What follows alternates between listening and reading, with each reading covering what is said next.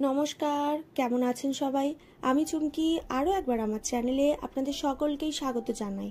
আজকের এই ভিডিওতে এখানে যে ব্লাউজটা দেখতে পাচ্ছেন, এই ব্লাউজের পুরো কাটিং এবং স্টিচিং আপনাদের সঙ্গে শেয়ার করব। তো এখানে প্রথমে আমি ফ্রন্টের পার্ট কাটিং করে নিচ্ছি। ডিজাইন বরাবর কাপড়টাকে মিডিল থেকে ফোল্ড করে নিচ্ছি। এখান থেকে লম্বার মাপটা আমি নেব, সেই কারণে দাগ দিয়ে দিলাম। তো আমার এখানে ব্লাউজের লম্বা আছে 11 ইঞ্চি, আমি 1 ইঞ্চি বাড়িয়ে রাখছি সেলাইয়ের জন্য। এরপরে পুটের মাপটা নিয়ে নেব। পুট আমি রাখবো এখানে 5 ইঞ্চিতে এবং আর্মহোলের জন্য দাগ দিয়ে দেব 5.5 ইঞ্চিতে।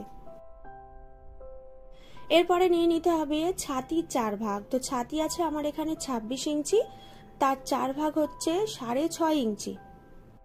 এরপর আরো 2 ইঞ্চি এক্সট্রা বাড়িয়ে রাখবো যদি পরবর্তীকালে কাপড় বাড়াতে চাই, সেই কারণে। কোমরের মাপ নিয়ে নিচ্ছি। কোমর আছে 22 ইঞ্চি, তার 4 ভাগ হচ্ছে 5.5 ইঞ্চি। 2 ইঞ্চি আরো এখান থেকে এক্সট্রা বাড়িয়ে রাখছি এবং টেকিং এর জন্য আরো 1 ইঞ্চি এক্সট্রা বাড়িয়ে রাখছি। এখান থেকে আর্মহোলের শেপটা দিয়ে দেব। গলার ডিজাইনটা এখানে অলরেডি করাই আছে। 1/2 ইঞ্চি করে কাপড় এক্সট্রা রেখে সেই বরাবর আমি দাগ দিয়ে দিচ্ছি। এরপর আমি নিয়ে নিচ্ছি পয়েন্টের মাপ। পয়েন্টের মাপ রাখছি এখানে 7 ইঞ্চিতে। চওড়ার মাপটা নিয়ে নিচ্ছি এখানে 3 ইঞ্চিতে। কোমরের কাছেও 3 ইঞ্চিতে দাগ দিয়ে দুটো দাগ মিলিয়ে দিলাম এবং 1 ইঞ্চি যে টেকিং এর জন্য নিয়েছিলাম, সেই 1 ইঞ্চি এখানে দুই সাইড থেকে 1/2 ইঞ্চি করে দাগ দিয়ে কাটিং করে নিচ্ছি। ব্যাক পার্ট কাটিং করার জন্য ফ্রন্টের পার্টটা বসিয়ে নিয়ে দাগ দিয়ে দিচ্ছি।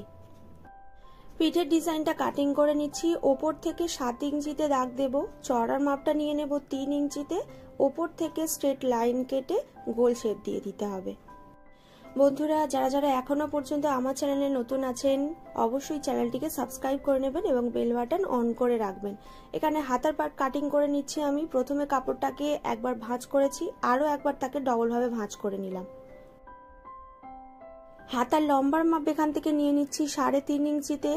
এরপরে যা লম্বা নিয়েছিলাম তার ঠিক 1.5 ইঞ্চি নিচে এখান থেকে একটা দাগ দিচ্ছি। এখান থেকে আমি নিয়ে নিচ্ছি ছাতির 6 ভাগ, তার সঙ্গে 1 ইঞ্চি এক্সট্রা। আরো 1.5 ইঞ্চি এক্সট্রা কাপড় রাখছি পরবর্তীকালে যদি বাড়াতে চাই। মুহুরির 2 ভাগ নিয়ে নিচ্ছি এবং 1.5 ইঞ্চি আরো এক্সট্রা নিয়ে নিচ্ছি। তো এই ধরনের আরো নতুন নতুন ভিডিও দেখতে চাইলে ডেসক্রিপশন বক্সে লিংক দিয়ে দিয়েছি, সেখান থেকে গিয়ে দেখে নিতে পারেন। এরপর আমি আপনাদের সেলাইটা কিভাবে করতে হবে দেখিয়ে দিচ্ছি। সোজা কাপড়ের ওপরে লাইনিং পার্ট রেখে গলার কাছে এবং কোমরের কাছে সেলাই করে কাপড়টাকে উল্টে নিতে হবে। ব্যাক পার্টেও একই রকম ভাবে ডিজাইন বরাবর 1/2 ইঞ্চি করে কাপড়টাকে সেলাই করে উল্টে নেব। ব্যাক পার্ট উল্টে নেবার পরে 3.5 ইঞ্চি করে টেকিং এর জন্য দাগ দিয়ে দিচ্ছি।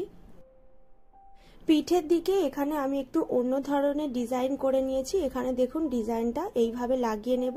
এই দিকে কাপড়টাকে সেলাই করে নেব এবং এই দিকে হুক লাগিয়ে নেব, যাতে পরার সময় আমাদের কোনো রকম অসুবিধা না হয়। ফ্রন্টের পার্টে যেমন টেকিং এর জন্য দাগ দিয়েছিলাম, সেই বরাবর 3.5 ইঞ্চিতে দাগ দিয়ে দুই সাইডে 1 ইঞ্চি করে টেকিং দিয়ে দেব।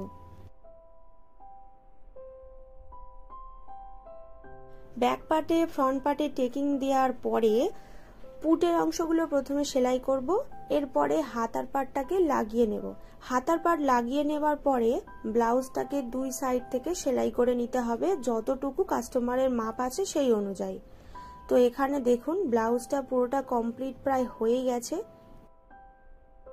পিঠের ডিজাইনটা একদিকে সেলাই করে আরো একদিকে কিন্তু হুক লাগিয়ে নিয়েছি, যাতে পরার সময় এটা আমরা খোলা পরা করতে পারি। এরপরে হাতার কাছে যেহেতু একটু সিম্পল আছে, সেই কারণে এই ধরনের কিছু ডিজাইন আমি হাতার কাছে সেলাই করে নিচ্ছি। তো বন্ধুরা, আজকের ভিডিওটা আমি এইখানে শেষ করছি।